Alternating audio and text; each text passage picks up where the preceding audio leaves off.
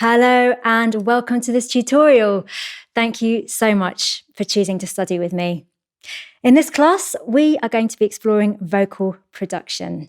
I'll be running you through some techniques to help you achieve a vocal sound that is polished and professional. I'll be demonstrating the techniques in Ableton, but the principles I'll be covering are universally applicable across all DAWs. So you'll be able to translate everything across to your preferred music production platform. Okay, let's dive in and get going. The key with vocal production is meticulousness and patience. If you're recording someone else's vocals at your studio, do your best to be as encouraging and positive as you can be, especially when correcting them. If they sing something you don't like, say, "Oh, that was great. How about we try something like this too?" And just steer them more in the direction according to your vision. Your other ally is going to be a good auto tuner. I personally love using the Waves tune. There are others out there, Antara's Auto Tune and Melodyne are also excellent. Personally, I just found the Waves plugin to be the fastest and most effective. By all means, grab demos. You can grab demos for free, use them, play around, read the manuals, learn how to use them properly, and see which one sticks best with you. I believe Cubase comes with its own auto tuner as part of its stock plugins, which is super handy. Be meticulous with your auto tuning. And my advice to you, especially when working with vocals, is to listen to your vocals less as an engineer and more from an emotional perspective as well.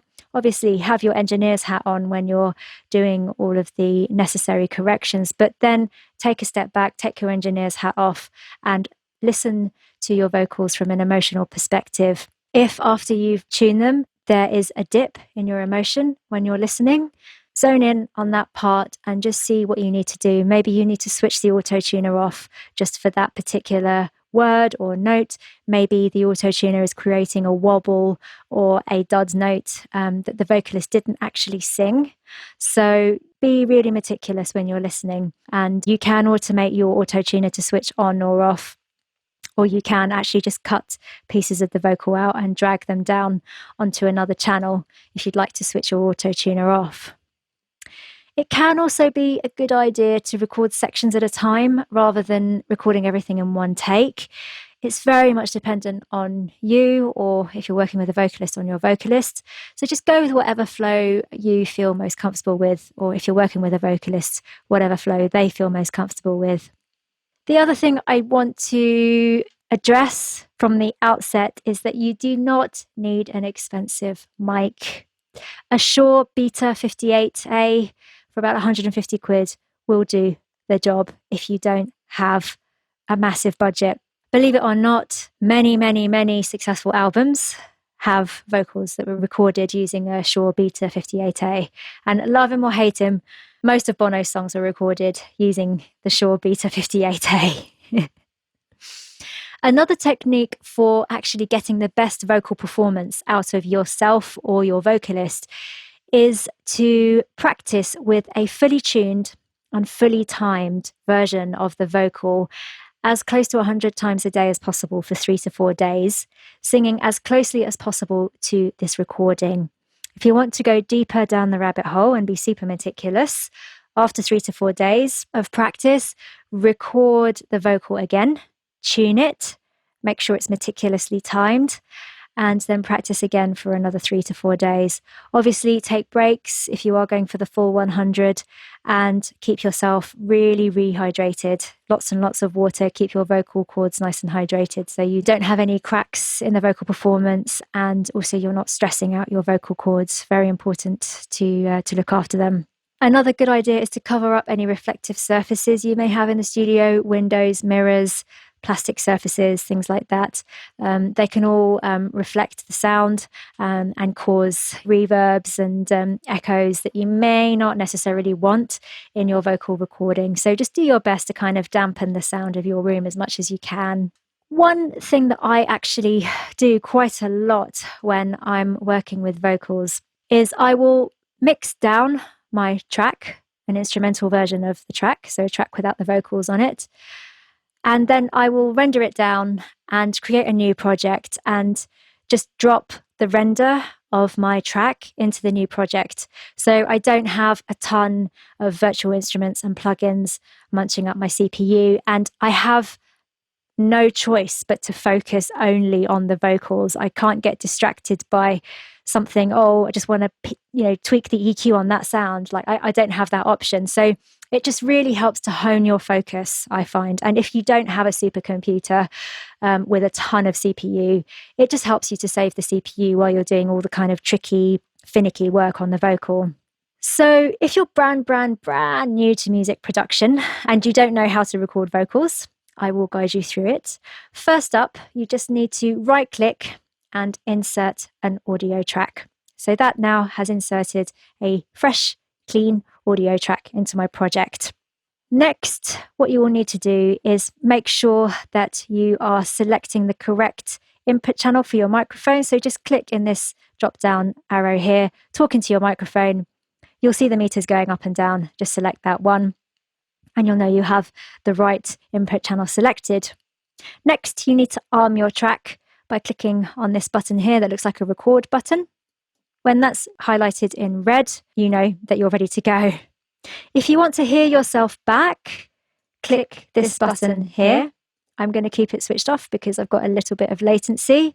But some vocalists like to hear themselves back in their headphones. Others prefer not to. It's entirely up to you how you prefer to work. If you like to hear yourself back, just know that you need to click that on to auto. Then when you're ready to go, all you have to do is click the record button up here in the top of the screen, wait for the metronome, and then we are recording. Hello, hello, hello.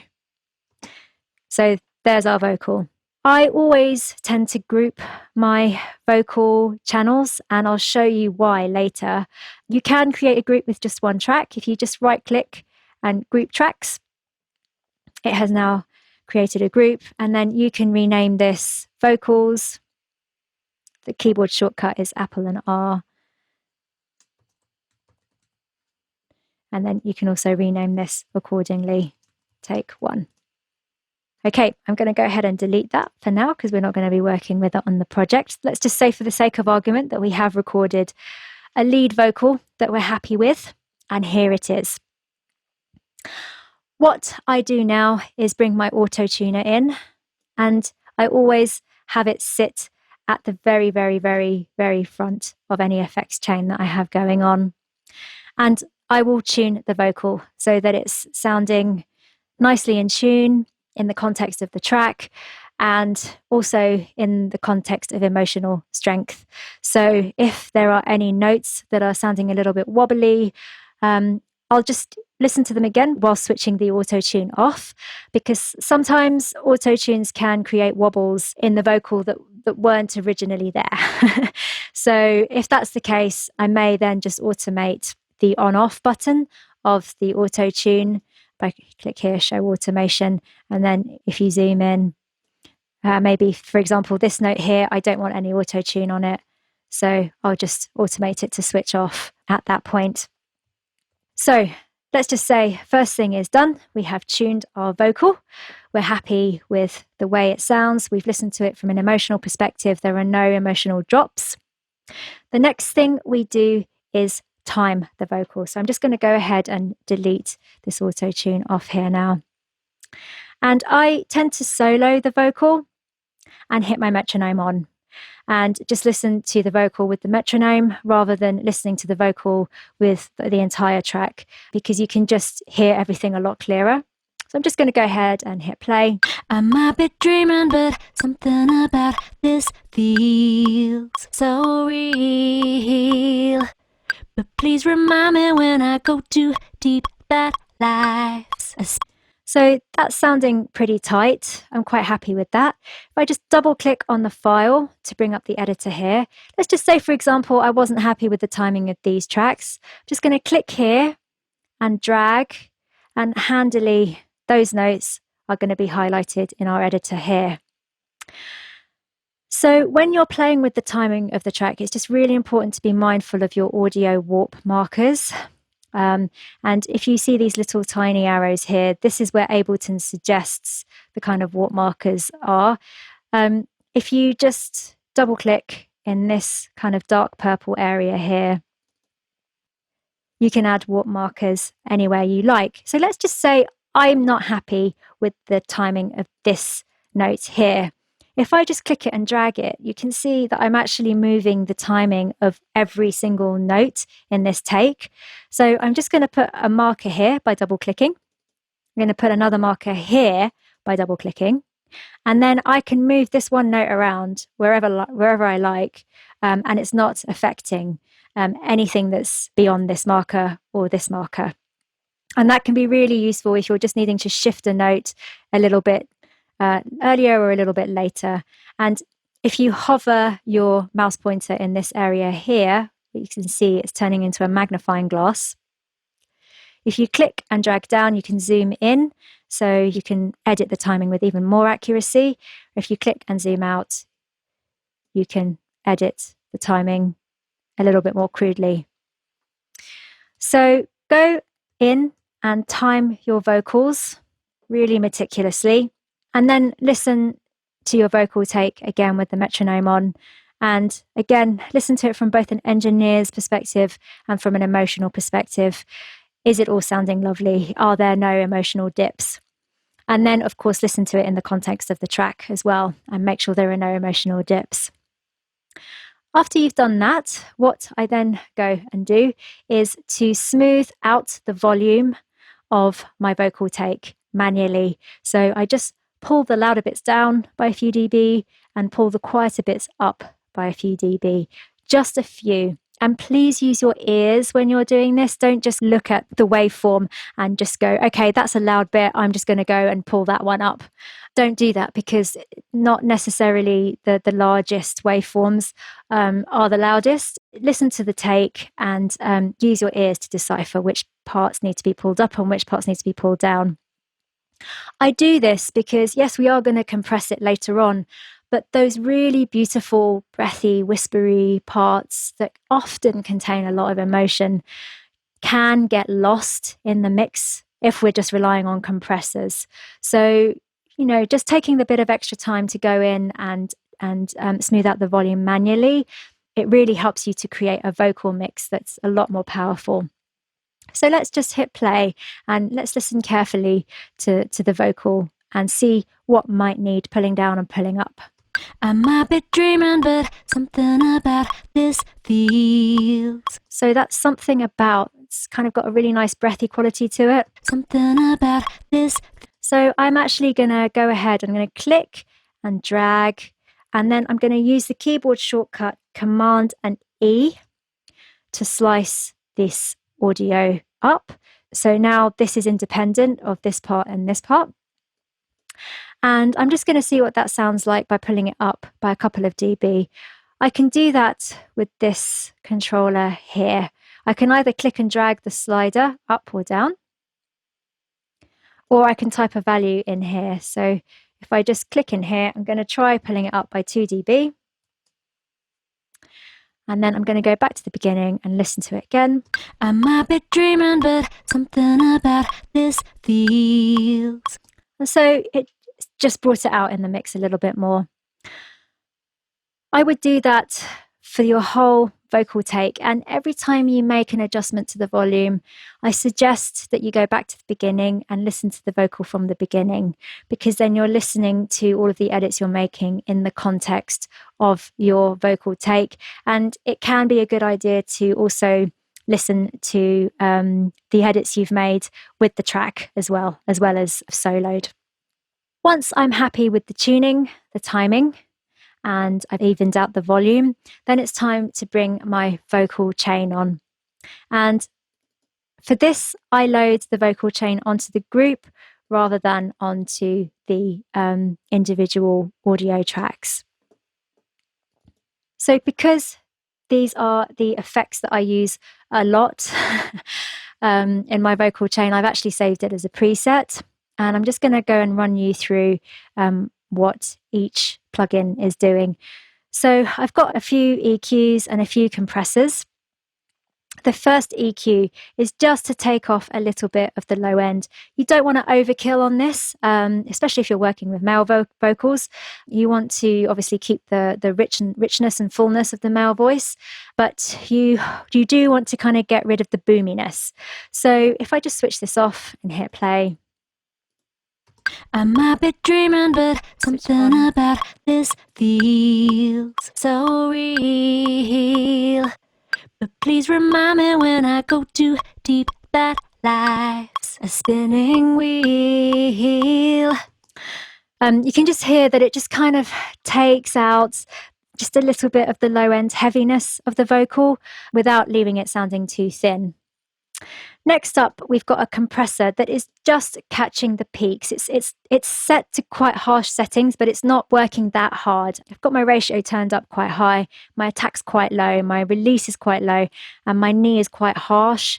So the compressor is going to be kicking in pretty much instantly as soon as the signal goes above the threshold, but it's only catching the peaks, so it's not working all the time. I might be dreaming, but something about this feels so real. But please remind me when I go too deep that life's a spinning wheel. So that also, it's just growing on what we were doing earlier with evening out the volume manually. Next up, we've got another EQ which just cuts the problem areas. So I noticed in this frequency range here, things were just sounding a bit too boxy, kind of in the 200-300 hertz range. And then in this frequency range here, kind of like about 2000 kilohertz, things were sounding a bit nasal. So I just pulled that down. And if you're in doubt, just hit play on your vocal and pull the EQ up and just sweep it backwards and forwards until you hear things really popping. Like, do be careful of your ears when you do that. Hopefully when I demonstrate this now, I won't be making anyone's ears bleed. I might be dreaming, but something about this feels so real. It's kind of sounding really boxy there. So around about there, just going to pull the gain down by a few dB. And then here, I might be dreaming, but something about this feels so real. But please remind me when I go too deep that life's a spinning. Just sounding a bit too nasal. So I'm just going to pull that down a little bit as well. I might be dreaming, but something about this feels so real. But please remind me when I go. Next up is a glue compressor, and this is just evening out the volume even more. But again, it's not working too hard. I might be dreaming, I just want the threshold to be brushing about 5 on the meter here. It's got a really relaxed attack, a fairly relaxed release, and my ratio's turned right down. So you really don't want this to work too hard, but it's just kind of growing on what we did with the manual volume controls and what we're doing with the peak compressor. And now this really helps to get a kind of really smooth sound to your vocal. I might be dreaming, but something about this. Then this next EQ is to just give a little bit of lift, a little bit of breathiness in the upper frequencies there, like 7,000 kilohertz and above.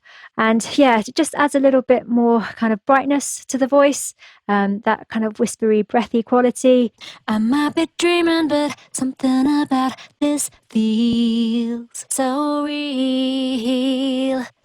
And then we've got a de-esser on here, which just catches the sibilance areas. I might be dreaming, but something about this feels so real. So the D's, the S's, the P's, and things like that.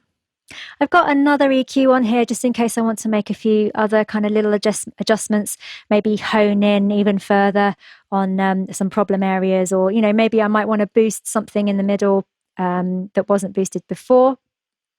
So it's just nice to have that spare EQ there just in case you need to do anything else. And then the final plugin that I have is actually a bit of a stereo imager. I would say to you, like, don't go too overboard with stereo imaging. Yes, you want your vocals to be nice and wide, but you don't want to max it out. Otherwise, you're going to have phasing issues. I really love the isotope stereo imaging plugin because it doesn't cause things to go out of phase. Some of the time, you can get plugins that do cause things to go out of phase. So just, do your research and find out what might be the best option for you. Then at this point, when I'm totally happy with how my vocal is sounding, tuned wise, timed wise, and with my vocal effect rack on it, and in the context of my track, I would normally at this point then render my vocal down so that I can then switch off my vocal effect rack. And this not only saves CPU, but it also helps to prevent phasing issues when I show you some other tricks that we're going to do a little bit later down the line. But for the purposes of tonight, I'm going to leave my audio effect rack on, so I'm not wasting time rendering things down. Once you've got your lead vocal perfectly engineered, what I would then do is go and track the lead vocal. And tracking just basically means that you're singing a few other takes of the lead vocal as closely as possible to the take that you have just been editing. I always recommend 3 tracks or 3 doubles, or it's got lots of different terminology. And once you've got these 3 takes recorded, you then want to kind of do the process again. You want to tune it, you want to time it, you want to adjust the volume, you want to get it sounding really, really nice before you've got any compression or any EQ on it. Then whack your vocal chain on the group. And then what you want to do is keep one take centered. If I just activate these again. And then you want to pan one hard right and one hard left. And what this does is creates a different form of stereo imaging to the stereo imaging that you'd get on a plugin. And with this group, you will not need to add a stereo imager to it because you're achieving that by panning one hard left, panning one hard right, and keeping one in the center. And this creates a really lovely effect because obviously you've got 3 different takes now of a voice singing that lead part. And it just adds a lot more richness to the overall vocal. What I would then always do, again, is render this group of vocals down so you're only having to work with one. So I'm just going to go ahead and deactivate these 2 and collapse them again. So this is now my tracked lead rendered and ready to be worked. So here, if I just soloed this, I might be dreaming, but something about this feel. I've actually EQ'd this quite harshly. I've taken a lot of the upper end out, and I've also taken out quite a lot of the low end. That's because I want it to sit behind the lead vocal and not compete with it. So if we just play it. I might be dreaming, but something about this feel so real.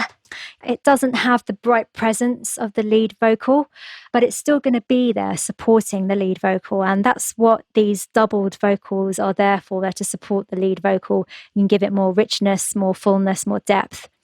And you'll notice actually that I've edited it quite harshly as well. I've taken out S's and things like that. That's totally acceptable because sometimes, obviously, if you've got now 4 vocal takes singing S's, it can get a little bit overwhelming even if you've gone and pulled the volume down on them. Another really cool trick that you can use when you're working with vocals is to actually use your lead vocal as a side chain signal. And if you're not familiar with what side chaining is, it's basically a signal that causes another signal to duck down. You hear it a lot in electronic music. A lot of people side chain their bass so that when the kick drum is playing, the bass ducks down and it gets that offbeat effect. You can use your lead vocal signal in exactly the same way. And as you can see, I've EQ'd it pretty harshly because actually if you do that, it can create some pretty cool effects. And you can sidechain anything. You don't have to just sidechain instrument parts. You can sidechain effects. So to create a sidechain, all you have to do is duplicate your lead vocal onto a new audio track. And then here in your output type, you just need to select sends only. So if I solo this, you're not going to hear anything. It's just a signal.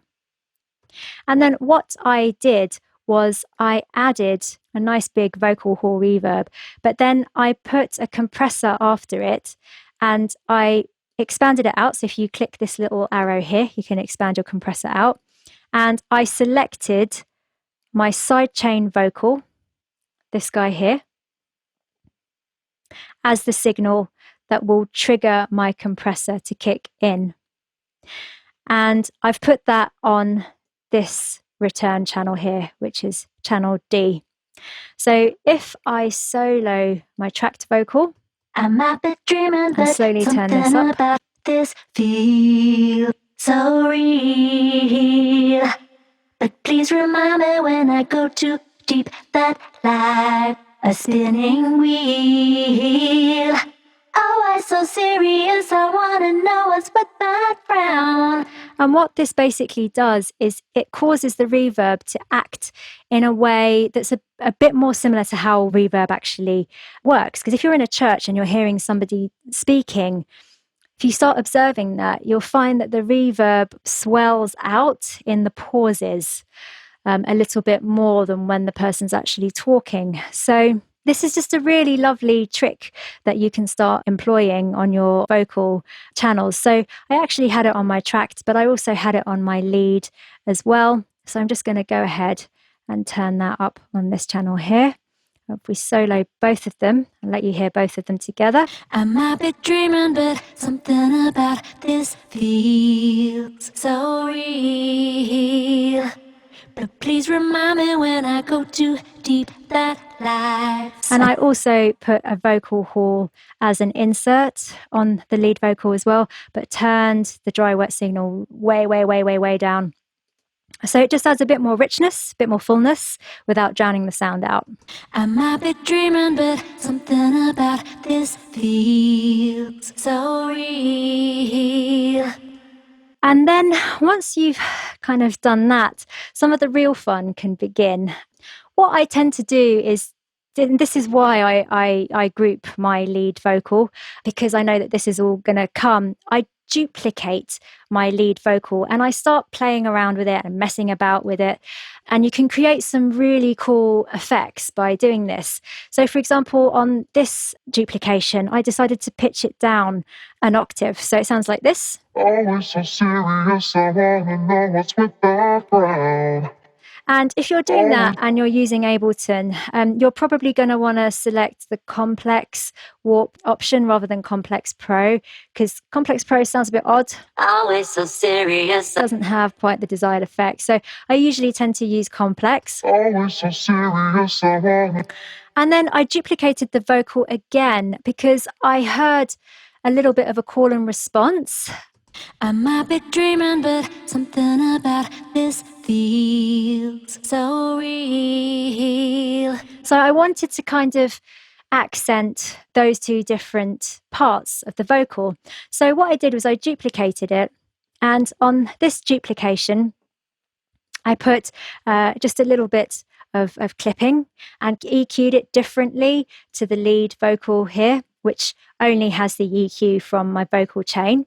I also EQ'd down the octave vocal. I took out a lot of the upper end and also took out quite a lot of the low end, and also just added a bit of a vocal hall on that as well. And so I had this duplication just singing this one part, which is the call. I might be dreaming, but something about this feels. And you can hear the kind of light clipping on it, just adds a little touch of distortion.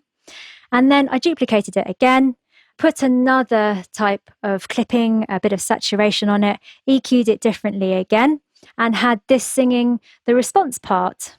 So real. So if we listen to that together with the lead, we've got the lead, and then we've got the call and the response. I might be dreaming, but something about this feels so real. They've got kind of a slightly different vibe, and that's a really lovely thing that you can play with, is like seeing where there might be the option for call and response within your vocals, and then, you know, duplicating them and affecting them slightly differently. And you can get some really interesting effects that way.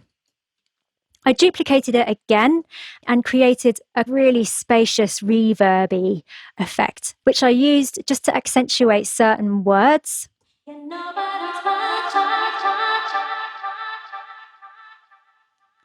Which is really good in choruses if you want to accentuate certain parts without drowning out the lead vocal. And then I duplicated it again and just had this doing some delay. Again, just accentuating certain words. The ride. And, you know, this is happening beneath my lead vocal. So my lead vocal is still there, cutting through the mix, and I've just got this supporting it. If you add these sorts of effects to your lead vocal, you're going to hear it really duck down under your mix. So, yeah, this is why I group it, so that everything's in the same group. There's another reason for grouping, which I'm going to go into in a minute. Then I duplicated it again, and I added a different type of delay. It's got a bit more of a feedback, and it's a bit more wet. And that was just to accentuate, I think, 1 or 2 syllables at the end of a phrase. Just to bring that out. So if I just solo the lead vocal and see if I can pick a part where you're going to hear as much of this as possible. Maybe here. Nobody's watching, yeah, nobody's watching. Rewrite the rules.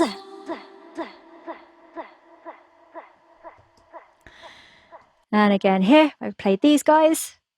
Enjoy the ride. Yeah, you're the master of the dream, so take control, 'cause it's your life. So, yeah, you can add some really interesting colour to your lead vocal by duplicating it and affecting it in different ways. The very last thing I'm going to touch upon is audio routing to create a little bit more depth for your mix. What I do is I create an audio channel and I name it Stereo Bus Out. And on that channel, I will put a de-esser, a compressor, and I'll pull the threshold down to about minus 20 dB. And I'll also add a little bit of limiting to it and just have the ceiling be around about minus 6 dB. I'll then create another audio track and I will only put a de-esser on it. And then I'll group those 2 audio tracks together. And this is another reason why I group my vocal takes, because I, for example, want my lead to be routed to my stereo bus out. So rather than me having to go in on these and select the output on each of these channels, they're all grouped now. I know these are all to do with my leads. So I'm going to go up here to this drop-down menu, which is my output type. And I'm going to select stereo bus out, because stereo bus out is the one that has the compressor on it. So it's going to be raising the volume of anything that's in here. So it's going to sound like they are further forward in the mix. My tracked lead, I also want to go into my stereo bus out. So again, click down here, make sure stereo bus out is selected. But my backing vocals and my harmonies, these guys here, I want to send to my final stereo bus out. And my final stereo bus out, if you remember, only has a de-esser on it. So these guys are going to be a lot quieter in the mix. They're going to be slightly pushed back in the mix. And I know that you can achieve this just by pulling the volume of them down in the mix. But when you do it this way, trust me, it does create a lot more depth in your mix. So my harmonies, I've got high harmonies and low harmonies here. They're all routed to my final stereo bus out, and my backing vocals here also routed to my final stereo bus out. One thing to watch out for if you are using the stereo bus out and final stereo bus out routing is your monitoring, and your monitoring is in this section here. As long as your monitoring is set to in, you're going to be hearing your mix, your track. If you can't hear anything after you've routed all of your groups to the final stereo bus out or stereo bus out, it may be because your monitoring has been switched to off. If we hit play, as you can hear, Nothing, can't hear anything. Even if your monitoring is set to auto, you still won't be able to hear anything. If we switch our monitoring here to on, Always so serious, hey presto, we'll hear it. So don't freak out if you can't hear anything once you've routed all of your groups. It may simply be a monitoring thing. Another detail to watch out for is to make sure that your input type is set to no input on both your stereo bus out and your final stereo bus out channels. The other thing that you're going to need to look out for is routing your sends. You're going to need to categorize your sends if you're going to be using this routing method. Say, for example, I really liked what's on the D send here, and it's sent to the stereo bus out. But say, for example, I wanted to put it on my harmonies, which I've sent to the final stereo bus out.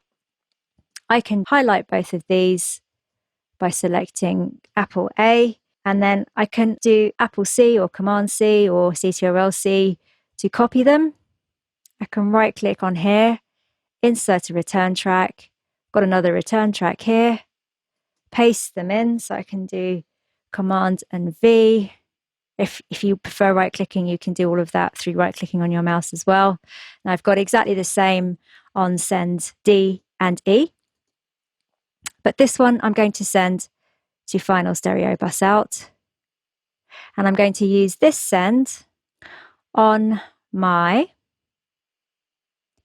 high harmonies and my low harmonies. So that's your audio routing and the little bits and pieces that you need to watch out for. By all means, feel free to experiment. You don't have to route your sends to either the stereo bus out or final stereo bus out. You can leave this set to master. Experiment, see what sounds good. If you like it, leave it. If it's not giving you the effect you want, then change it and start routing your effects. And with harmonies and things, I do tend to EQ them quite harshly. I tend to roll off a lot of the low end and even some of the high end, because you don't want the frequencies of these parts to be interfering with your main vocal. Same with my low harmonies there. I've kind of even rolled off some of the low end, and then here with the backing vocals, I've been really quite harsh because I want those really way, way, way back in the mix. So, okay, I'm done talking. I'm going to unsolo everything. And let's maybe listen to the last part of the track here. Yeah, we're all dreamers in this crazy game, so let's enjoy the ride. Yeah, you're the master of the dream, so take control, 'cause it's your life. Always so serious, I wanna know what's with the frown on your pretty face. You need to lighten up, come on now, take my hand. Let's pick up the pace. Dance like nobody's watching, and nobody's watching. Pick up the groove. Dance like nobody's watching, and nobody's watching. Rewrite the rules. Dance like nobody's watching, and nobody's watching. Pick up the groove. Dance like nobody's watching, and nobody's watching. Rewrite the rules.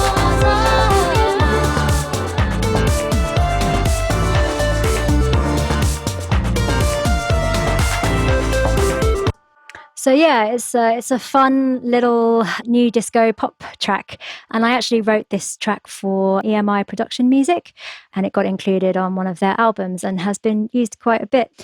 I hope that helps, and I hope you enjoyed the tutorial. As I'm sure you can imagine, there is a lot to learn around this topic. If you are interested in getting into further teaching, I do offer private 1-hour sessions. Please don't hesitate to reach out if you'd like to dive deeper. I'm here to help and would love to do so. Thank you so much for watching. I hope you enjoyed this class. See you again soon.